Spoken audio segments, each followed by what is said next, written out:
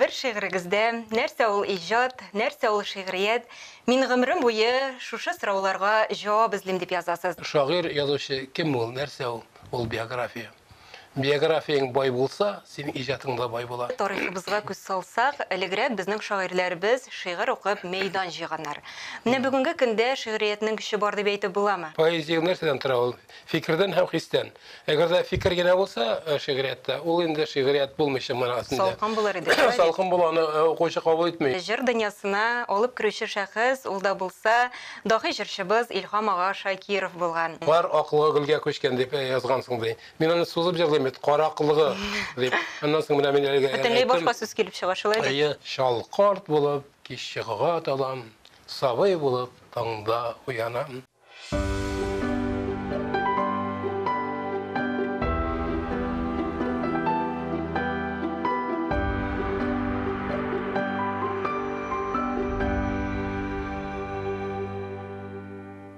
Хәерле көн, хөрмәтле тамашачылар.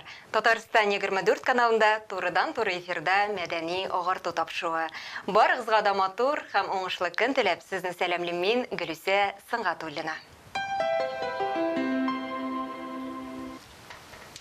Ул гомере буе шагыйрь дип аталган шигыренә тугры булырга тырыша. Анда мондый юллар бар. Я дөньяны үзгәртәм мин бүген, я булмаса, үзем үзгәрәм. Тапшыруыбызның бүгенге кунагы шагыйрь, язучы, драматург, дәүләт һәм җәмәгать эшлеклесе Разил Исмәгыйль улы Вәлиев. Хәерле көн, Хәерле булсын, хәерле булсын. Хуш килдегез. Рәхмәт. Сезне күргә без бик шатбыз, рәхмәт килгәнегез өчен. Мин күптәннән инде монда килергә җыена идем сезнең каналга. Менә ниһаять ул хыял тормышка ашты. Аллага шөкер, хәерле булсын, шулай иде. Амин, шулай булсын. Хөрмәтле телевизор караучылар, сез дә безнең әңгәмәбезгә кушыла аласыз. Тапшыруыбызның кунагына сорауларыгыз булса, безгә шалтыратыгыз. Студиябыз телефоны 511 99 66 һәм төбәкләр өчен түләүсез номер 8800 532 55. Разил абый, әңгәмәбезгә күчкәнче, әйдәгез әле башта сезнең хакта сюжет карап үтик әле. Игътибар экранга. Разил Исмәгыйль улы Вәлиев язучы, дәүләт һәм җәмәгать эшлеклесе, Татарстанның һәм Россиянең атказанган мәдәният хезмәткәре, Татарстанның халык шагыйре, Тукай исемендәге дәүләт премиясе лауреаты да. Татар халкында кешене исем бизәми, исемне кеше бизи дигән сүз бар. Разил әфәнде үз исемен генә түгел, бар татар дөньясын хезмәте, эш гамәлләре белән бизәгән, халкыбыз горурлыгы булган кеше. Ул тарих фәннәре кандидаты, Россия гуманитар фәннәр академиясының шәрәфле академигы, Халыкара иҗтимагый фәннәр академиясының мөхбир әгъзасы да. Планетада цивилизацияны, яшәешне, мәдәниятне саклауга һәм үстерүгә керткән хезмәтләре өчен халыкара көмеш медале белән бүләкләнгән шәхес. 40-тан артык китап, 4 пьеса, 200-дән артык җырлар авторы. Бүгенге көндә халкының йөрәгендә лаеклы урынын тапкан. Татар милләте, татар тарихы, татар мәдәнияте өчен янып йөрүенә, бу өлкәдә куйган хезмәтләренә дөнья җәмәгатьчелегеннән югары бәя алган шагыйребез ул. Разил абый, менә бер шигырегездә нәрсә ул иҗат, нәрсә ул шигърият, мин гомрем буе шушы сорауларга җавап эзлим дип язасыз. Әле ялгышмасам, Галиәскәр Камал исемендәге Татар дәүләт академия театрында узган иҗат кичәгез дә нәкъ менә әлеге шигырь белән башланып китте. Чыннан да нәрсә соң ул иҗат һәм нәрсә соң ул шигърият? Монда инде билгеле бер генә сүз белән җавап биреп булмый торгандыр. Бу минем өчен генә түгел, бик күп иҗат әһелләре өчен иң катлаулы сорауларның берседер. Кешенең гомумән сораулардан торадыр, һәм шул сорауларга җавап табыла. Менә мин дә үземнең алдыма сораулар куям. Тормышның мәгънәсе нәрсәдә, иҗатның мәгънәсе нәрсәдә, иҗат нәрсә ул, ни өчен кирәк ул? Менә Камал театрында узган юбилей кичәсендә бу хакта инде артистлар укыды. Минем ул сүзләрне Әмма ләкин анда берничә абзац кына бар.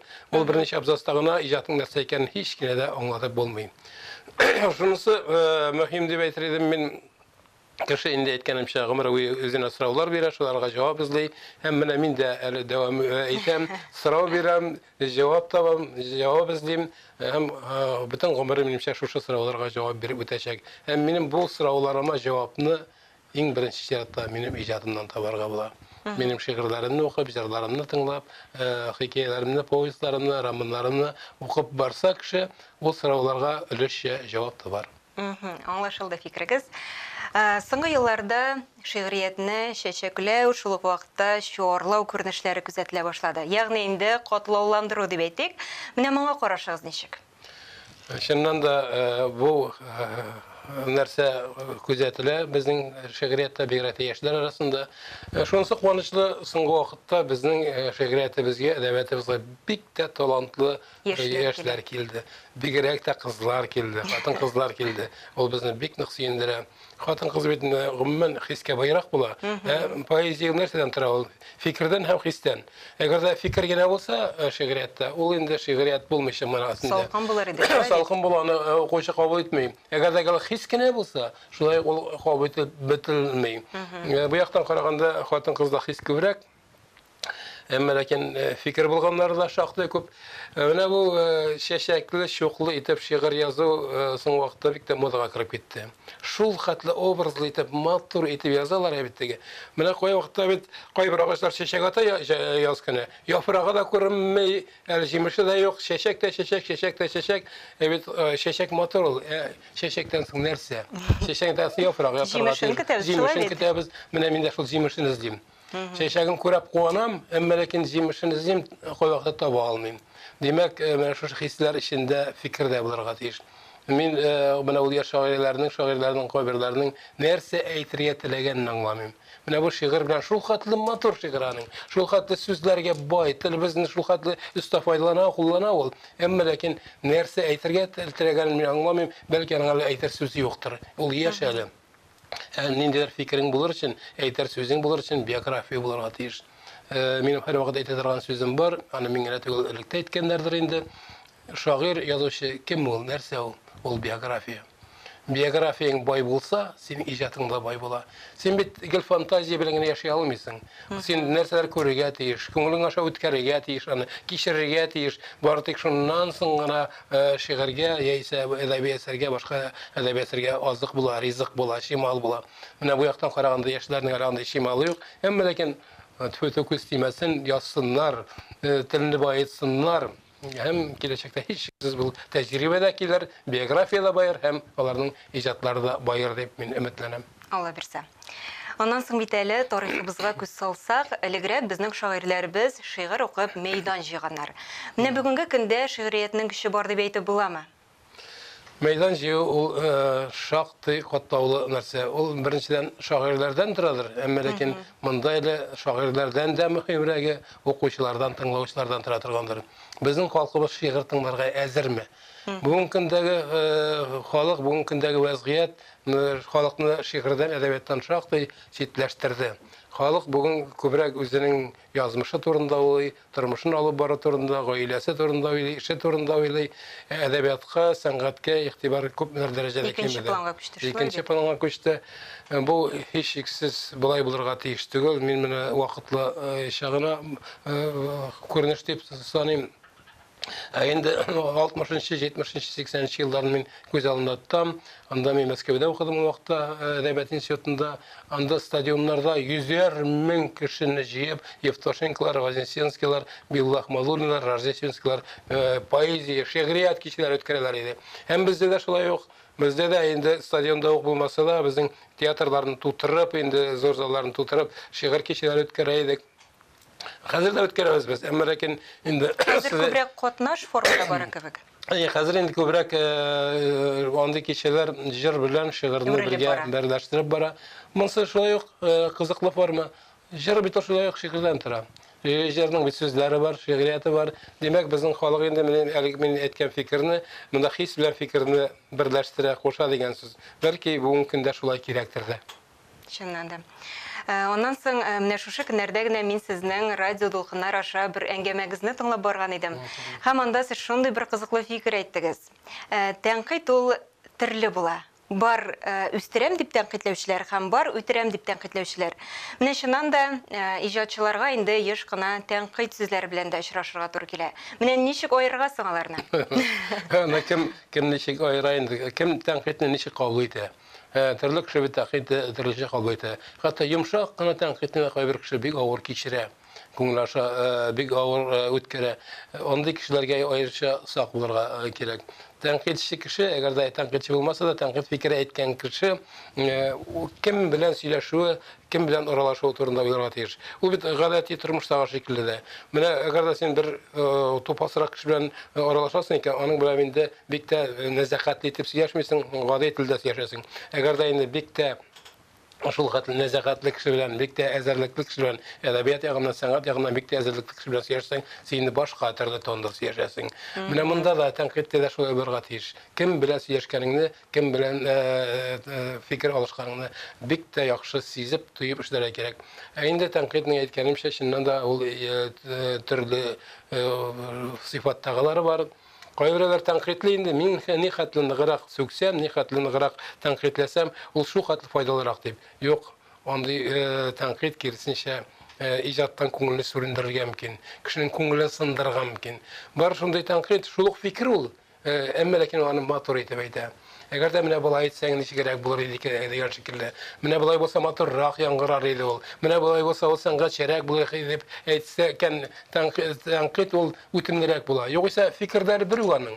Әмма ләкин менә әлеге дә баягы усал тәнкыйть, анысы инде кешене иҗатны үтерәм дип алынган такын шикелле. Инде менә шушы аңа киңәш формасында әйтелсә, ул һичшиксез инде аның иҗатына да, үзенә дә ярдәм итәчәк. Менә чыннан да иҗатчының тормышында аны илһамландырып торучы шәхесләр булырга тиештер инде ул. Әйтик, сезнең иҗат юлыгызга да күз салсак, җыр дөньясына алып керүче шәхес ул да булса, даһи җырчыбыз Илһам ага Шакиров булган. Һәм ялгышмасам, аның белән беренче тапкыр очрашуыгыз Мәскәүдә булган. Ул сезнең яныгызга килеп, сәгать ярым эчендә җыр сүзләре язып бирүегезне сорый. Һәм әлбәттә инде сез сынатмагансыз, үз эшегезне җиренә җиткереп эшләгәнсез. Миңа калса, әлеге хатирә сезнең тормышыгызда аерым бер урын алып тора торгандыр. Чыннан да бу хатирә, бу вакыйга мине бөтенләй үзгәртте. Җыр дөньясына Канатлар куйгандыр. Мин аңа хәтле инде шигырьдә яза идем, инде китабымда әзерләнә иде шигырьгә, Казанатлар журналында шигырьләрем басыла иде. Әмма ләкин Илһам Шакиров мине Мәскәүдә эзләп табып, менә кыска гына вакыт эчендә җырга шигырь текст язып бирүен сорагач, мин башта аптырап калдым билгеле. Әгәр дә башка кеше әйткән булса, мин язмаган булыр идем бәлки. Бигрәк тә инде шулай кыска вакыт эчендә Илһам агай минем өчен инде Аллаһы Тәгалә шикелле ук булмаса да шуңа тең бер шәхес иде. Мин үз ничек язганымды хәтерләмим. Мин анда тиз генә вакыт эчендә Дулкын дигән шигырьне яздым. Илһам агай аны гомере җырлады, аннан соң шул җырдан соң ул миңа сорады инде бер алманы бишкә бүләйек дигән җырны язырга. Ул җырның электә сүзләре булган, аны җырлаганнар, аның төрле вариантлары хәзер дә бар. Әмма ләкин Илһам агай әйтә, миңа аларның берсе дә ошамый. Миңа аның көе ошый. Александр Ключеров аны фольклор экспедициясе вакытында эзләп тапкан булган, аның көен шушы көйне алар эшкәрткәннәр, композиторлар белән бергәләп. Һәм менә шуңа яңа төрле сүзләр яза иде. Менә бүгенге заманга бара торган. Бүгенге заманның уйларын, хисләрен, менә безнең синең белән минем шикелле кешеләрнең уйларын, хисләрен чагылдыра торган шигырь яза иде. Һәм Илһам агай әйткәч, ничек инде язмыйсың? Яздым мин аны. Әнә менә мин сезгә сөйләгән идем бит. Яздым да, Илһам агай шул хәтле бөтен нечкәлекләрен тоя белә иде ул җыр текстының. Мин шигырьне бер алманы бишкә бүләкне яздым да, Илһам агайның Николаев урамындагы йортына барып, 3нче катта 9нчы фатирга барам, шакыйм, ул өйдә юк. Мин текстны, шигырьне ишеккә кыстырдым да киттем. Икенче көнне иртә белән шалтырата. Разил шигыреңне укыдым, миңа бик ошады, әмма ләкин бер-ике сүзен алыштырырга кирәк дип үзгәртергә. Әйтәм, нәрсә булды? Син анда язгансың, кыш аклыгы гөлгә күчкән дип. Әйе, бик матур ди, кыш аппак була, аннары ул гөлгә. Укыганда матур әйме? Юк, анда шигырь өчен матур ди. Әмма ләкин мин аны бит сузып җырлыйм, ул бит җыр була аннары ди. Мин аны кыш аклыгы түгел, кар аклыгы. Кар аклыгы гөлгә күчкән дип язгансың ди. Мин аны сузып җырлыйм, кар аклыгы дип. Аннан соң менә мин бөтенләй башка сүз килеп чыга шулай дип. Әйе, мин аннан соң инде аны әлегә әйткәнемчә кыш аклыгы гөлгә күчкән дип үзгәрттем. Аннан соң ул бик миңа аңлатайды җыр текстының ничек булуы. Мәсәлән, әгәр дә бер сүзнең азагы сузык авазга бетә икән, икенче сүз шуның белән килгән сүз сузык авазга башлана икән, ике сузык аваз кушыла да бер ижеккә кала, бер авазга. Менә аны җырлавы бик авыр була. Менә шундый ничкәлекләрне миңа өйрәтте ул. Hem onlar ikinci okutucu benim jir ülkesinde Lev Ivanoviç Arşanin buldu. Мен Мәскәүдә Әдәбият институтында Зур мәктәп үткәнсез икән. Ул безнең профессор иде. Иҗат семинары җитәкчесе иде, ул бит инде меңләгән җыр язган кеше. Менә шушы ике кеше мине ике кулымда җитәкләп җыр дөньясына алып кирип китте. Разил абый, менә әйтеп үттем бит әле, Галиәскәр Камал театрында сезнең юбилей кичәгез үтеп китте дип. Хәзер әйдәгез шул хакта сюжетта карап үтик әле. Безнең хәбәрче бездә анда булып кайтты. Хатирәләрне яңартыйк әле. Игътибар экранга.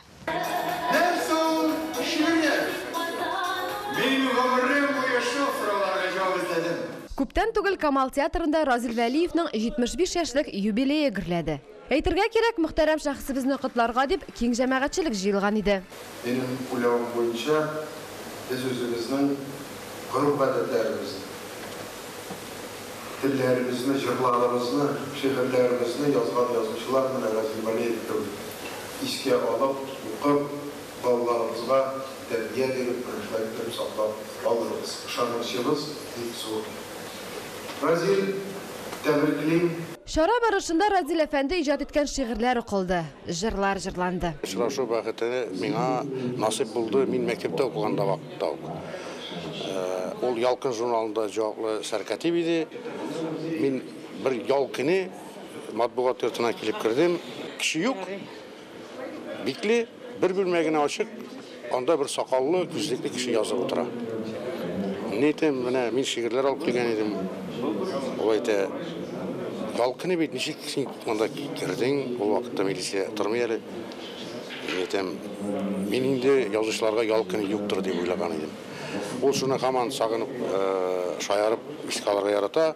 Разил әфәнде турында яшьлек истәлекләре белән шырдашлары уртаклашты. Biz bir avda tuğan, klastaş, partidaş, ikimiz birge okuğan, evet, o şiir yazan, men andan kündeşen biraz gına, ak kündeş o indi, ak kündeş o, evet. Men jırlayım ol, minden kündeşen indi, zirek, men işlayıttırıp, biz onun bilen üstek. Adi kişi. Ben ana yanına biraz gına şirliler kırgayım. Çünkü o, nişik evet, orası şeyler salit nevilerinde, evet. Zatlı, ziyalı kişi ol, evet. Şundan da şulay. Lakin o, şu katlı gazi kişi, şu katlı gazi kişi. Mene anlatıp bitirirlik tugul.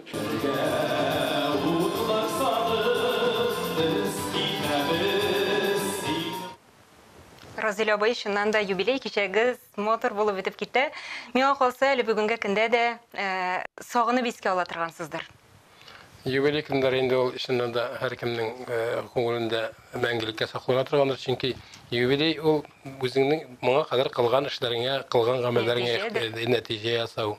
Ул икенче яктан караганда, театрда үткәргәндә, ул тамашачы каршында, укучы каршында имтихан тоту. İmtihanını nişeге тапшырасың, 2-гәме, 3-гәме, 4-гәме, 5-гәме, мен шул театрда юбилей кичәләрендә шактый ачык күренә инде ул. Разил абый, аннан соң шуңа да игътибар иттем. Менә сезнең шигырьләрегезне һәм җырларыгызны республикабызның танылган җырчылары һәм артистлары дип әйтик башкардылар. Менә сез гадәттә теләсә кемгә ышанып тапшыра аласызмы иҗат җимешләрегезне? Кайберләр аның миннән сорап та тормый инде. Сөйли, җырлый, әмма ләкин менә моны үзем оештырган, үзем катнашкан кичәләрдә, урыннарда мен һич шиксез инде үземнең күңелемә хуш килгән артистларга гына мөрәҗәгать итәм. Бигрәк тә җыр өлкәсендә. Җыр өлкәсендә ул минем җырны аңлап җырлыймы, яисә тавыш белән генә җырлыймы. Әгәр дә ул тавыш белән генә җырласа, миңа инде ни тавышы ни кадәр генә көчле, ни кадәр генә яхшы булмасын да вокал ягыннан. Әгәр дә ул минем әйтергә теләгән хисләремне, фикерләремне күңел аша үткәреп, күңеле белән җырламаса, бөтен җанын биреп җырламаса, миңа андый җырчылар бик үк якын була алмый. Ул яктан караганда мен бик уңдым. Минем бик күп җырларымны Зилә Сәнгатуллина, Венера Ганиева җырлады, Хайдар Бигич җырлады, Илһам Шакировны инде әйткән дә юк. Башка җырчылар җырлады. Ул яктан мен бик тә уңдым, бик тә бәхетле булдым. Һәм бүгенге көндә талантлы яшьләр дә башкарышыла бит. Менә бүгенге юбилейда, күптән түгел узган юбилейда мин махсус яшьләрне чакырырга тырыштым. Дөресен әйткәндә чакырырга тырышмадым, алар үзләре мөрәҗәгать иттеләр. Без сезнең юбилей кичәгездә катнашыр идек дип, без аның барысында чакыра алмадык, чөнки вакыт шикле. Анда инде 2 сәгатькә сыярга тиеш идек. Анкара без анда инде менә әйткәнемчә, мөмкин булган кадәр генә аларны чакырдык. Менә композиторларга килгәндә ничегрәк? Әгәр дә композиторның, мин башта иң беренче аның моңа кадәр язган әсәрләрен, җырларын тыңлыйм. тыңлыйм, ул минем рухымдамы? Теге татарда шундый сүз бар, җиннәре килешә дип әйбит теге. Әгәр дә аның җине, иҗат җине, минем иҗат җинем белән килешми икән алар, уртак тел тапмыйлар икән, мин ул композитор белән җыр яза алмыйм. Мөрәҗәгать итүчеләр хәзер дә күп, чөнки мин бик күп җырлар яздым бит инде. Яшьләр дә мөрәҗәгать итә, әмма ләкин мин бик сирәкләре белән генә үземнең күңелемә туры килгәннәре белән генә аралашырга иҗат итәргә тырышам. Әмма ләкин бүгенге көндә алар көннән-көн кими бара. Аз milli ruh kimi bара. Менә milli ruh инде бөтенләй кистереп әйтергә бәлки ярамый да торгандыр инде.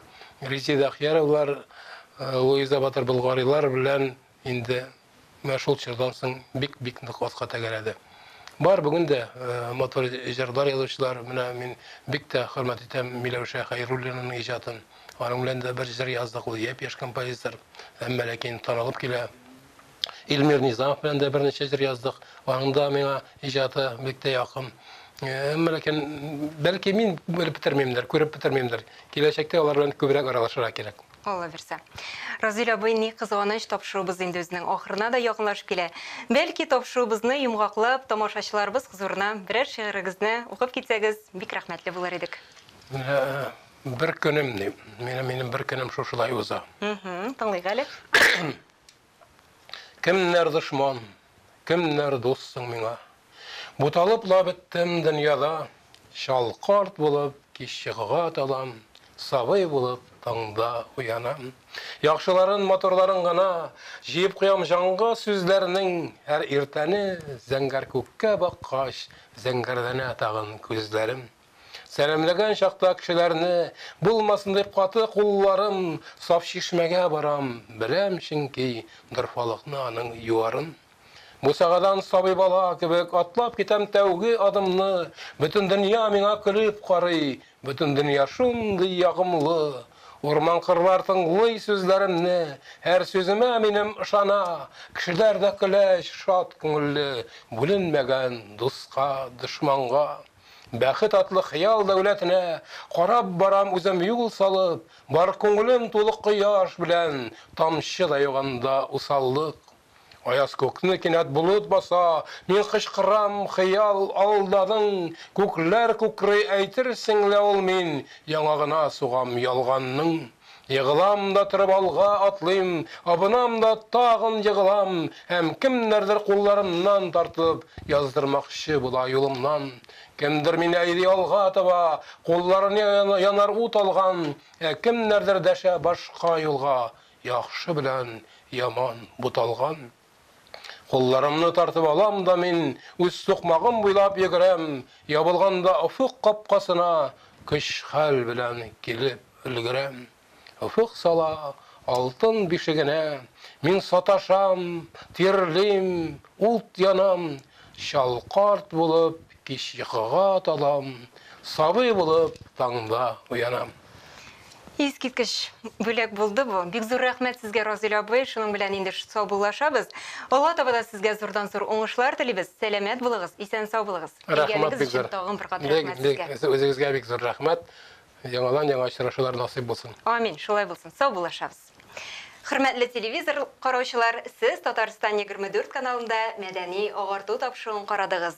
Барыгызга да исәнлек, саулык теләп, мин Гөлүсә Сыңгатуллина сезнең белән сау булашам. Очрашуларга кадәр.